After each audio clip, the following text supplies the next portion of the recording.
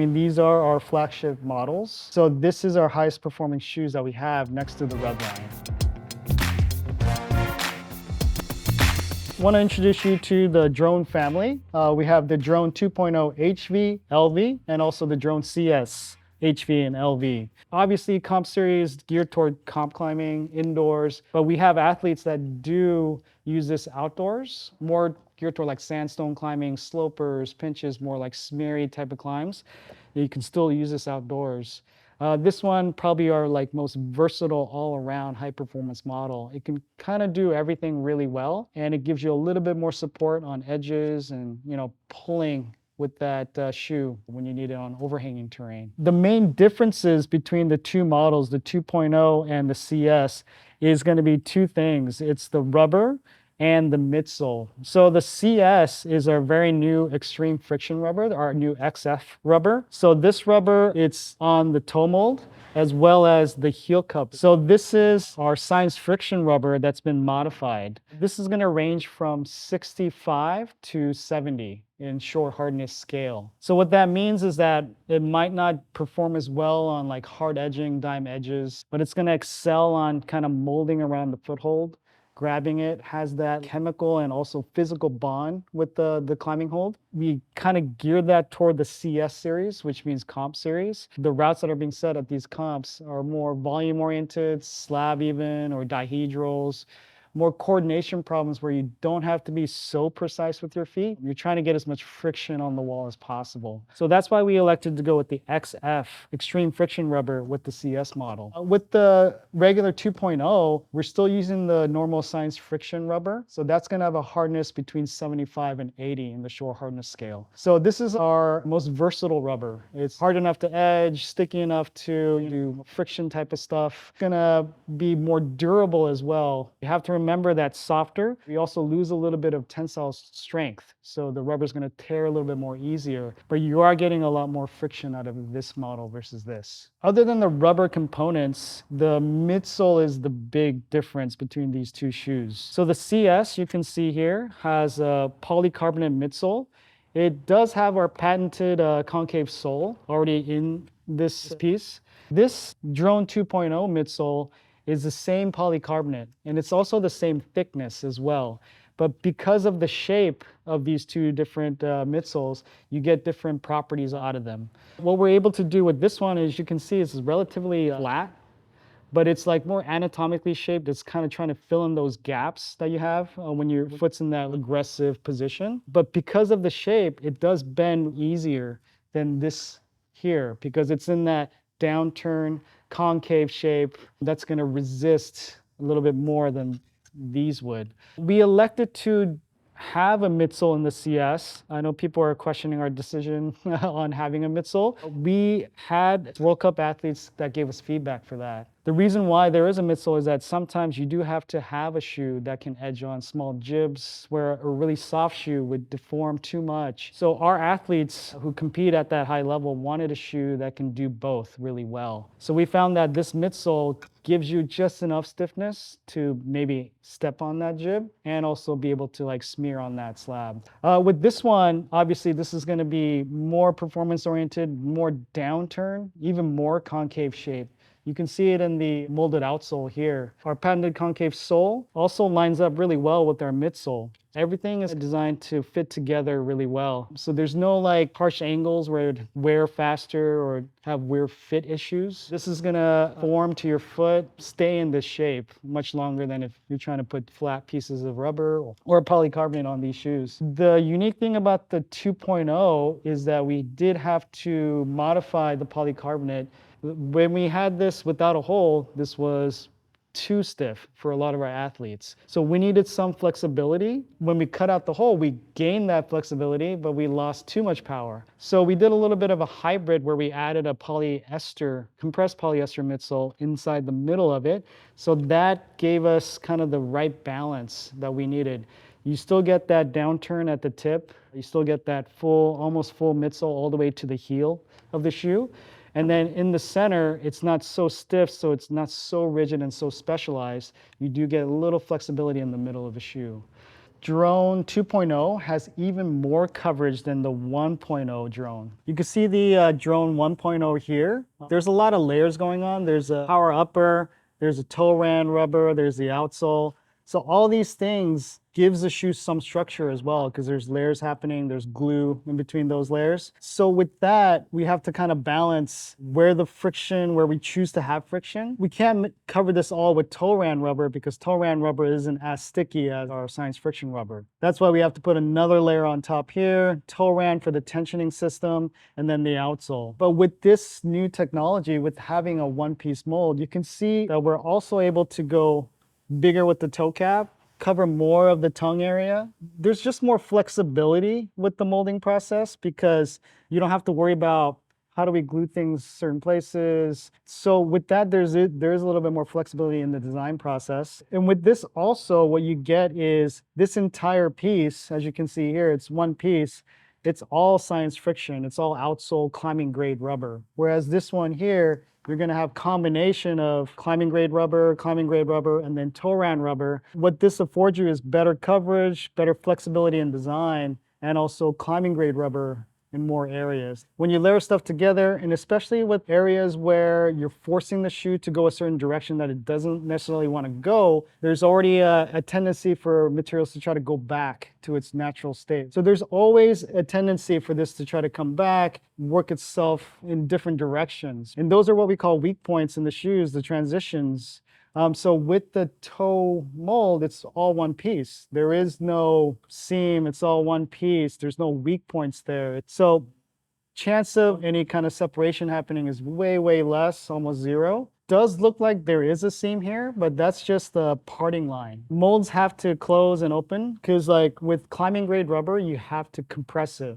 The properties of climbing grade rubber that's sticky and can edge. And you can only get that with the compression mold. To get compression everywhere, you have to be able to close and open this mold up. And this is where that mold separates, basically. So it's not a seam where things come together. It's just it's the point where the mold would separate. What we found is that micro texture that we can put on the actual mold, it does add friction, but that's only beneficial on the top or the sides where you're not putting full body weight. So when you have this micro texture on the bottom of the shoe, the rubber itself isn't strong enough to hold that shape. So we could put it on the bottom, but as soon as you use it, that's gonna rub off because the rubber is so soft. That's why we like to just keep that texture away. It will have a better wear pattern if you don't put texture on the bottom. In the future, if we do rubber that's more geared toward edging, we could potentially put texture on the bottom as well. But due to the nature of like climbing grade rubber, especially in this category, it is soft and that texture would just rub off. But it does help like because you're not putting full body weight or, on the sides or the toe rand area. So it is beneficial in other areas of the shoe. The Drone CS launched late last year. So it's been available since 2022. These are our highest price shoes. They're at $149 US retail. And these Drone 2.0s launched just recently. They are available now, but they're the same price as before, same as the Drone 1.0. So this was at $139, and the Drone 2.0 is also at $139 US retail. So what's nice about this model is that like you get all the benefits of new technology, new midsoles, more durability, more sustainability, all for the same price. Fit-wise, the CS is more forgiving because it is more malleable. It's a softer rubber, as we talked about. So if you do have a wider foot or a different shaped foot than the last, it can try to form to your foot a little better. And then if people prefer like softer shoes, they can articulate the shoe and grab footholds, that kind of thing.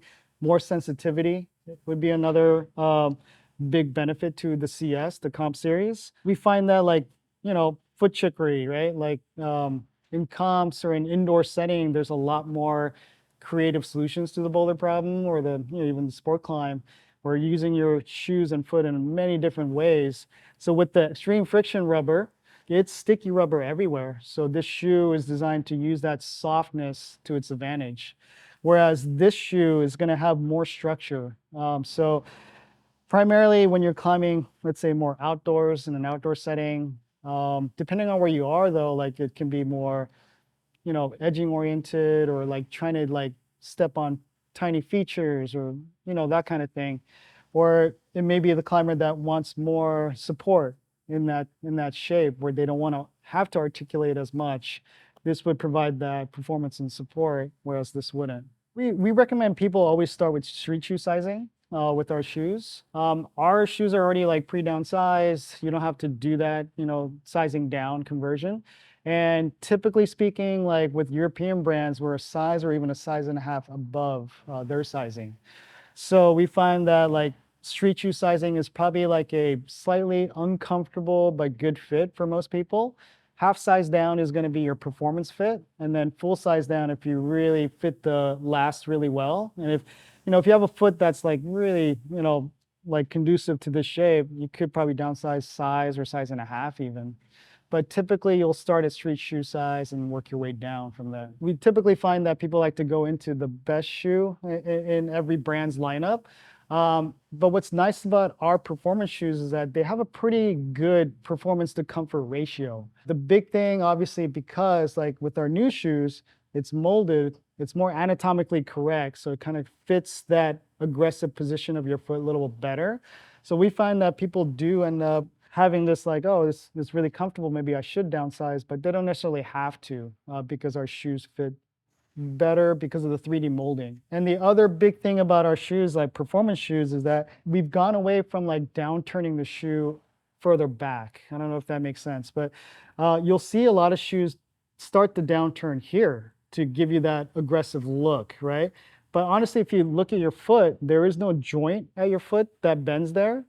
All the bending happens at the front of the shoe. So in our shoes, you can see that it's relatively flat until you get to the tip where that bends, which is more natural foot shape of that aggressive position. So you're getting the benefits of the downturn shoe without this like uncomfortable pain in the midfoot, sides, that kind of thing. So in order to create the same performance and fit, you have to control it because there's no RAN rubber that we're like hand tensioning. So with the Drone 2.0, there's a lot of tensioning going on in this shoe. So you have to tension the toe RAN. You can kind of see it here where it's like, looks like it's being pulled down. Heel RAN, of course, as well. Toe RAN also, you can see this deformed area where we're pulling and tensioning that RAN. But how do you do that with the one-piece mold? You can't choose one area to pull and tension. So we are able to do that with variable thickness and also volume inside the mold. So where there are areas of like tension in the original drone, we probably would have reduced the volume there or increased the thickness so that you feel like there's more structure, there's more power in those areas due to the thickness or the volume of this mold. What's nice is that we can control where it bends, where it doesn't bend, or it resists bending. And also, what's really nice is that this is its natural shape. So it's going to try to maintain that shape. Whereas this is always trying to fight its natural shape. This is going to always be tension in a downturned way because it's molded in a downturned concave sole way. It's not a high volume shoe. I know a lot of people get hung up on the high volume labeling, but this in our lineup is probably like the most average shape, average volume. And then your LVs that we have here are truly low volume. This does primarily fit slightly narrower or like straight foot shapes. I think we have the lowest volume fit out of any brand. So if you find yourself with a really skinny foot, no heel, high arch, this is probably the shape that you're looking for. We have a lot of customers that do try to, purchase the LVs thinking they're LV because they're coming from another brand's LV. They find that they're more likely going to be the HV fit. Yes, you're going to have a smaller toe box in the LV, higher arch, and a smaller heel cup as well. And the overall volume is less than the HV. I would say if you have wider foot, bigger heel cup, like more bony, bulbous, a little bit more meatier foot, definitely go with the HV options. And then the LV is super skinny, straight and narrow, no heel cup, that kind of scenario for that. Yeah, I think unlike other brands out there, we are the manufacturer and the brand. A lot of brands do outsource a lot of the manufacturing. So there's a lot of middlemen in between. There's also licensing fees that they pay for. We use high quality materials, but we may not advertise that it's a certain X fabric or X rubber because we don't pay for the licensing. If you pay for the X brand fabric or X brand rubber, you're automatically going to pay more for that shoe. So with our shoes, we make the rubber in-house. We source the fabrics ourselves, and we don't necessarily want to pay for that license to have that same fabric, but with that name. So what you're getting is like we're cutting out all the extra costs by not licensing those names, and also we produce almost every part of the shoe in-house. Being able to offer it at a fair price is also very important for our brand. The market, definitely the shoe industry, climbing shoe industry, is inching higher every year. I feel like we're kind of that anchor that's pulling the price down for everyone, and we want to keep providing that to the end consumer. Like climbing shoes, yes, they're difficult to make. They're handmade. Ours is handmade as well. There's a lot of technology that goes into our shoes, but we aim to like try to give a fair price so that people can enjoy climbing and have access to new technology at a affordable price.